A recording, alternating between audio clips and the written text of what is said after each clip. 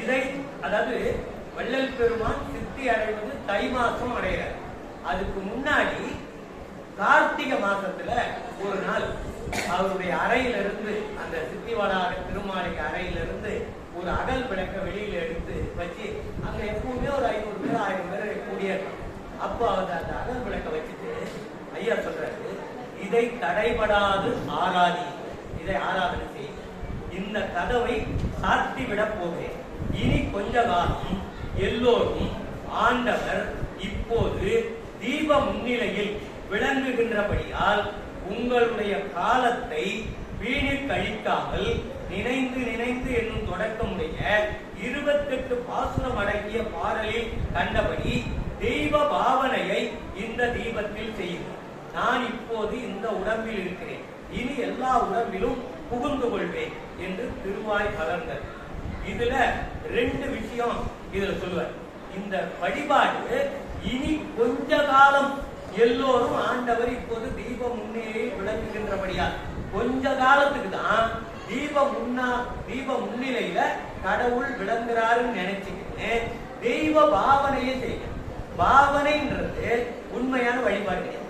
பாவனைன்றது ஒரு நடிப்பு, ஒரு அது வந்து நம்ம கடவுள் இருக்கிறத கற்பனை செய்யணும்.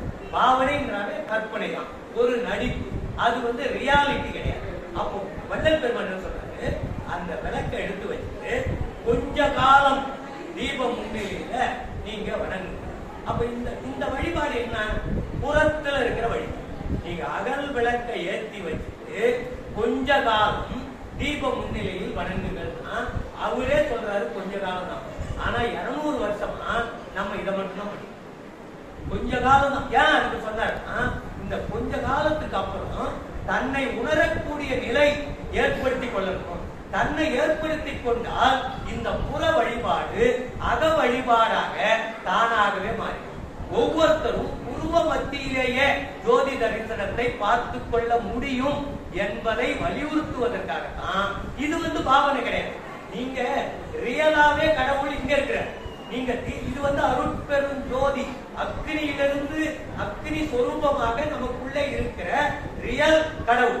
இது ஒரே கடவுள், அருட்பெரும் ஜோதி. ஆனா நீங்க என்னதான் நீங்க வடலூரே போய் வணங்கினாலும் ஜோதி தரிசனம் பார்த்தாலும் இது எல்லாம் பாவனை தான். அப்ப இந்த பாவனை மாறி நிஜத்தில் கடவுளை வணங்குதல் என்பதுதான் இதுல ரொம்ப முக்கியம். நிஜத்துல கடவுளை எப்படி வணங்கணும்னா, நமக்கு நாமே வணங்கிக் கொள்வது, நாம் பிறரை வணங்குதல், பிற உயிரை வணங்குதல், பிற ஆன்மாவை வணங்குதல், நம்முடைய ஆன்மாவை வணங்குதல். அப்ப பிற உயிரை வணங்கக்கூடிய பக்குவத்தை நாம் வரவேற்றுக் கொள்ள வேண்டும், அதை வரவழைத்துக் கொள்ள வேண்டும் என்ற நிலையில.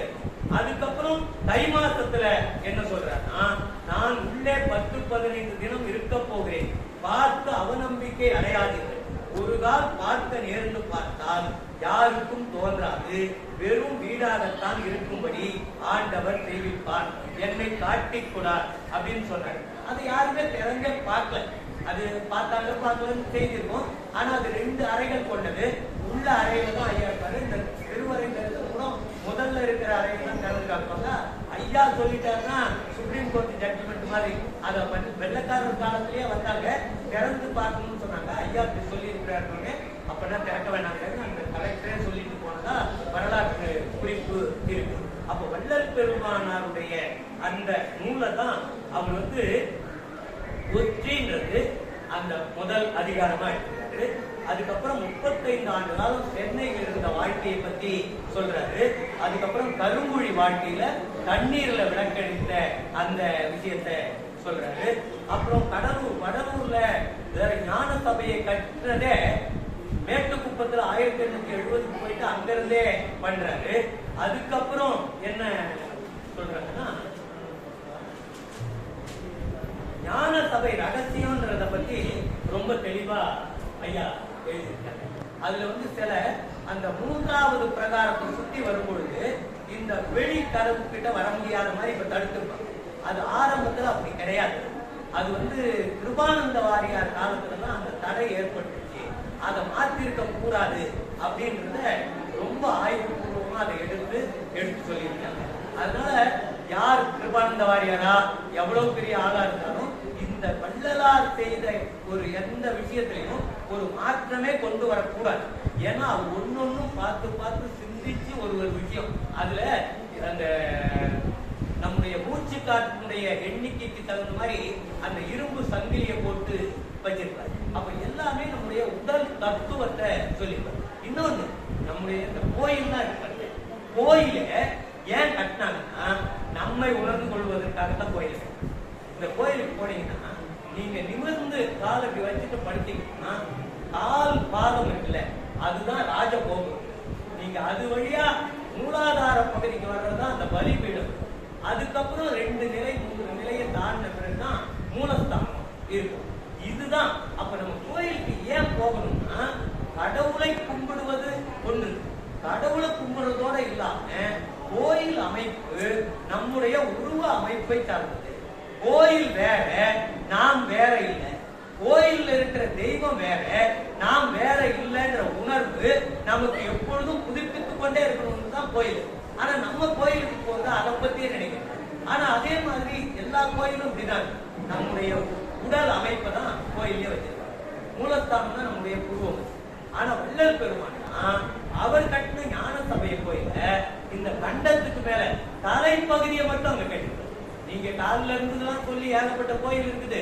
274 பாடல் பெற்றதுதான் இருக்கு. அங்கேயும் போய் நம்ம ஆளுங்க தன்னை உணரல. இப்ப இது முழுக்க சொல்லிக்கிட்டு இருக்க வேண்டியது இல்ல. ஞானத்தை பத்தி மட்டும் இப்ப சொல்லிடுவோம். இது ஏற்கனவே சரியை கிரிய யோகம் முடிஞ்சிச்சு. ஞானத்தை பத்தி சொல்லிட்டோம்னா தலைப்பகுதி. அப்போ இந்த தலைப்பகுதியில் எங்கோன வடிவத்துல அதுல நம்முடைய புருவ மத்தியில ஜோதி தரிசனம், அதுவும் புற தரிசனம். அதையும் நம்ம போய் இது நம்முடைய தலைப்பகுதி, இது நம்முடைய புருவ மத்திய பகுதி, இந்த புருவ மத்தியில காட்டுற திரையை விளக்குறாங்க. இந்த திரையும் நம்ம விளக்கிக்கணும். இந்த திரையை இன்னைக்கு போன பூசத்துக்கு போனோம், இந்த பூசத்துக்கு போக போறோம். இதுக்கு இடையில எந்த திரையை நம்ம விளக்கிக்கிறோம், அப்ப நம்ம எப்படி செயல்பட்டு இருக்கிறோம் அப்படின்னு ஒரு சுய ஆய்வு செய்யறதுக்கு இதை நம்ம பயன்படுத்தணும். நம்ம வழக்கமா ஏதோ எங்க ஆத்துக்காரரும் கச்சேரிக்கு போற மாதிரி நம்ம நினைச்சுட்டு போனோம்னா அப்ப மாற்றம் வராது. அப்ப இருள்ல இருந்து அருள் நிலைக்கு போக முடியாது. சகல நிலையிலிருந்து விஞ்ஞான நிலைக்கு போக முடியாது. அப்ப இந்த விஞ்ஞானம் என்ற நிலை தான் ஞான சபை. அப்ப இருள் நிலையிலிருந்து சகல நிலையிலிருந்து ஞான நிலைக்கு போனாதான் அருளே கிடைக்கும். அதுக்கப்புறம் தான் அவருக்கு அருள் கிடைக்கிற மாதிரி அவரு ஐயா சொல்லியிருக்காரு. சித்தி வளாகத்துல அருள். அப்ப இது ஞான சபை, சித்தி வளாகம்ன்றது அருள் சபை. அப்ப ஞானம் இல்லாம அருள் கிடைக்காது. ஞானம்னா ஏதோ படித்தவங்களுக்கு மட்டும்தான் கிடைக்கும், படிக்காதவங்களுக்கு எல்லாம் கிடைக்காதெல்லாம் கிடையாது.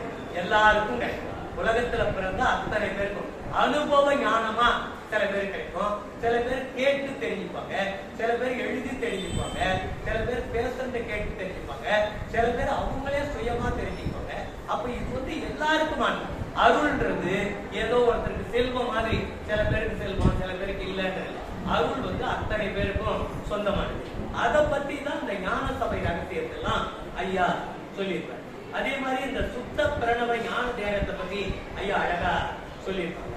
சித்தி வளாக திருமாளிகையில 2 அறைகள் கொண்டது அப்படின்னு சொல்லியிருப்பாங்க. அதுக்கு அடுத்தது பாத்தீங்கன்னா ஒரு செய்தி, புதிய செய்தி ஐயா சொல்லியிருக்காங்க. தாயுமானவர் நீங்க வண்ணச்சரபம் தண்டபாணி சுவாமிகள் வள்ளலாருடைய அந்த சமகாலத்துல வாழ்க்கை வள்ளலார்கிட்ட நேரடியா பேசுவார். அப்ப பேசும்பொழுது நீங்க தாயுமானவருடைய அடுத்த பிறவிதான் நீங்க, நான் அருணகிரிநாதருடைய அடுத்த பிறவி நானு அப்படின்னு வண்ணச்சரபம் தண்டபாணி சுவாமி சொல்லியிருக்காரு.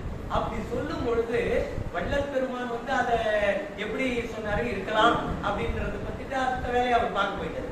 அதை நம்முடைய அகரம் மோகன் சுந்தரம் ஐயா ரொம்ப ஆய்வு மனப்பான்மையோட இது தாய்மானவருடைய அடுத்த பிறவிதான் அப்படின்னு சொல்ற. அப்ப அதுக்கு சாது ராஜா அப்படின்னு ஒருத்தர் வடலூர்ல வாழ்ந்துட்டார். அவர் திருநீரை பத்தி சொல்லியிருப்பார். சாது ராஜா திருநீரை பத்தி பேசியிருப்பார். இந்த அதை வச்சுதான் அவர் வள்ளலா அந்த திருநீர் தான், இந்த திருநீரை பத்தி சொல்ற திருநீர் தான் வள்ளல் பெருமானாருடைய தாயார்கிட்ட ஒரு ஞானியின் மூலமாக அந்த திருநீர் கொடுக்கப்படுகிறது. அந்த திருநீரை அவர்கள் வாங்கி நெத்தியில் இட்டுப்பாங்க. நமக்கு பழக்கம் நெத்தியில் இட்டு கொஞ்சம் வாயில போடுவோம். அது மாதிரி போட்டுட்டு அதுல இருந்து தான் அவர் கருத்தரிச்சாரு வள்ளல் பெருமான். அதை வந்து ஏற்கனவே தாயுமானவர் சுவாமியும் சொல்லியிருப்பாரு அப்படின்னு சொல்லி அதுல வந்து ஒரு பாடல்ல இத சொல்லியிருப்பாரு. ஒரு பாடல வள்ளலார் திருநீரை பத்தி சொன்ன பாடலை எடுத்து சாதுராஜா சொன்னதுக்கும் வண்ணச்சரபம் தண்டபாணி சாமி சொன்னதுக்கும் ரெண்டையும் இணைச்சு அவர் வந்து சொல்லியிருப்பார்.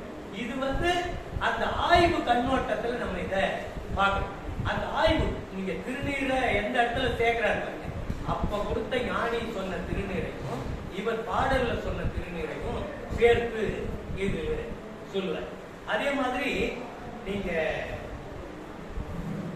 முதலும் முடிவும் எல்லையும் இல்லாதவன் அப்படின்ற விஷயத்த ஆய்வு பண்ணி அவ்வளவு அழகா நிரூபிப்பார். அடிமுடு அடி நடு முடி இல்லாதது அது அது எதுன்னா அருட்பெருஞ்சோதி. அருட்பெருஞ்சோதிக்கு எது அடி எது நடு எது முடி எல்லாம் கண்டுபிடிக்க உனக்குள் விளங்குவது அடிமுடி என்றாய் அப்படின்னு கடவுளே வள்ளலார் கிட்ட சொல்றார். உனக்குள் விளங்குவது அடிமுடி. அடியும் அதுதான், முடியும் அதுதான். அதனாலதான் இறைவனுக்கு பெயர் மெய்ப்பொருள். இந்த மெய்ப்பொருளை நாம் எப்போ உணர்வோம்னா ஞான அறிவை பெறும் பொழுதுதான் மெய்ப்பொருளை. அதுதான் ஆன்ம அறிவு. இந்த இந்திரிய அறிவுனால நம்ம பெறது என்னன்னா நட்சத்திர வெளிச்சத்துல ஒரு பொருளை பாக்குற மாதிரி. கரண அறிவு மன அறிவினால் ஒரு பொருளை பத்தி தெரிஞ்சுக்கிறதுனா நிலா வெளிச்சத்துல பாக்குற மாதிரி. ஜீவ அறிவுனால பாக்குறது எதுன்னா சூரிய வெளிச்சத்துல பாக்குற மாதிரி தெளிவா தெரியும். ஆனா அதுலயும் ஞான அறிவினால பார்த்தாதான் கடவுளையே தெரியும். நீங்க கடவுளை தெரிஞ்சுக்கிறதுக்கு இந்திரிய அறிவினாலோ கரண அறிவினாலோ ஜீவ அறிவினாலோ முடியாது. அப்போ ஞான அறிவு ஆத்ம அறிவு இருந்தாதான் மெய்ப்பொருளை உணர்வுகிறார். அப்ப ஞான அறிவு இருந்த காரணத்தினால்தான் வள்ளல் பெருமான் அண்ட கோடிகள் எல்லாம் அரைகணைத்து ஏகிட அப்படின்னு அகவல்ல சொல்றார். இங்க இருந்துகினே அண்ட கோடிகள்ல அரை செகண்ட்ல போக முடியும் அப்படின்றத எடுத்தோம். அப்ப இந்த ஞானத்துக்கு அவ்வளவு பெரிய ஆற்றல். இந்த ஞானத்தை பெற்றவர்களுக்கு எல்லாம் ஒரு செருக்கு வந்துடும், ஆணவம் வந்துடும். ஏற்கனவே ஆணவம் இருக்கும், இது அதிகரிச்சிடும். அப்ப இந்த செருக்கை இந்த விஷயத்தை விடணும்.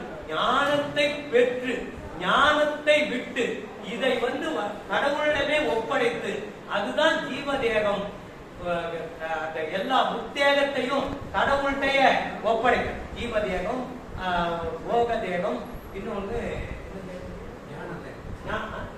இது எல்லாத்தையும் கடவுள்கிட்டயே ஒப்படைக்குது. அப்ப கடவுள்கிட்ட ஒப்படைச்சிட்டா என்கிட்ட எதுவும் இல்லை, எல்லாம் உன்னால் தான், என்னால் ஆவது ஒன்றும் இல்லை என்ற நிலை ஞானத்தை பெற்ற பிறகு யாருக்கு வருகிறதோ அவர்கள் தான் ஞானிகளாக, அதற்கு பிறகு அருளாளர்களாக. இந்த ஞானத்தை விடாத வரைக்கும் நமக்கு வந்து அந்த உய்வு என்பது ஞானத்தை பெற்று விட்டால் தான் உய்வு கிடைக்கும். சில பேர் ஞானத்தை பெற்று ஆணவத்தோடு சில இறுதி நிலையை அடைய முடியாத போனவங்க நிறைய பேர் இருக்காங்க. வள்ளல் பெருமான் தான் இந்த ஞானத்தையும் பெற்று அதை இறைவனிடம் ஒப்படைத்து உன்னால் ஆவதுதான் எல்லாம், என்னால் ஆவது ஒன்றும் இல்லை அப்படின்ற அந்த சரணாகதி மனப்பான்மை கடவுளிடம் வைத்தால்தான் நாம் இங்க இருக்கிற அந்த இறை ஜோதியை, இந்த ஜோதி தரிசனத்தை நம்மால் பார்க்க முடியும் என்பதுதான் முதலும் முடிவும் இல்லை. இந்த முதலும் முடிவும் கண்டே பிடிக்க முடியாது அப்படின்றத வலியுறுத்துறதுக்கு தான் நம்முடைய இதிகாசங்கள் புராணங்கள் சிவபெருமானுடைய அடியை தேடி விஷ்ணு, முடியை தேடி பிரம்மாவும் போனதாகவும், ஆனா ரெண்டு பேரும் பார்க்க முடியாம திரும்பி வந்ததாகவும் நமக்கு ஒரு கதை. இதெல்லாம் எதுக்காக சொல்றாங்கன்னா இதுதான் நம்ம உண்மை. இந்த அடி முடி கிடையாது அப்படின்ற உண்மையை தெரிவிக்கிறதுக்கு தான் இந்த கதையெல்லாம் சொல்றது. அப்ப அதே மாதிரி நம்ம இந்த ஒழுக்கத்தெல்லாம் வள்ளல் பெருமான் எதற்காக சொல்றாரு? நம்ம கோயிலுக்கெல்லாம் போறோம், அந்த கொட்டடை அடிப்போம், எல்லாம் பண்ணுவோம். அதுக்கு பேர் என்ன பேரு? உழவார. இந்த உழவார பணிய கல்லுல கட்டின கோயிலுக்கு பண்றோம், கரெக்ட், அது செய்ய வேண்டியதுதான். இந்த கோயிலுக்கும் நம்ம பண்றோம். இந்த உழவார பணினா இருக்கிற குடிசை போக்கிக்கிறதுக்கு தான் உழவார பணி. அப்ப இங்க இருக்கிற குடிசை போக்கிக்கிற உழவார பணிய நாம் எல்லாம் செய்யணும். அதுதான் இந்த ஆணவம், கர்மம், மாயை என்ற குறித்தை போக்கிக் கொள்ற வேலை. அப்போ வள்ளல் பெருமான் எதுவுமே புதுசா ஒண்ணு சொல்ல, புதுசா நிறைய சொல்லி இருக்கிறார். ஏற்கனவே இருக்கிற பழையது, ஏற்கனவே இருக்கிற ஞானிகள் இதெல்லாம் எடுத்து ஒரு அமைப்பு ரீதியா எடுத்து சொல்லி இதுல புதுசா வள்ளல் பெருமான் உலகத்திலேயே ஐயா சொன்ன மாதிரி ஜீவகாருண்யம் யாரும் சொல்லல. அதே மாதிரி ஆன்ம நேயம் அப்படின்ற ஒரு வார்த்தை உலகத்துல யாரும் சொன்னது. அதே மாதிரி வள்ளல் பெருமானுடைய நூல்ல ஆன்மீகம் என்ற வார்த்தையை பயன்படுத்த.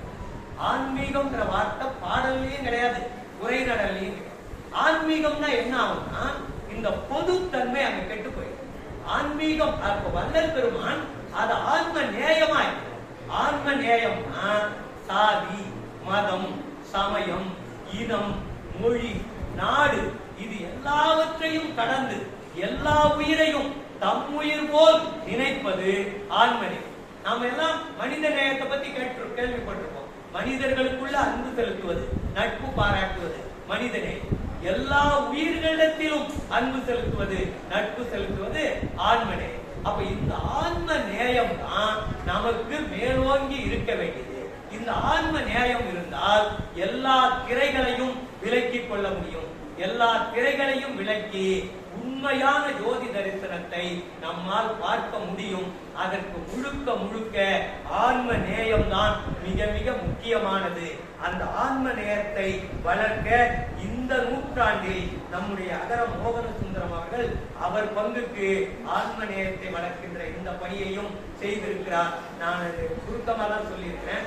இந்த புத்தகத்தை வாங்கி படிக்க வேண்டும் என்று அன்போடு கேட்டு இந்த அளவிற்கு நான் நிறைவு செய்கிறேன். நன்றி.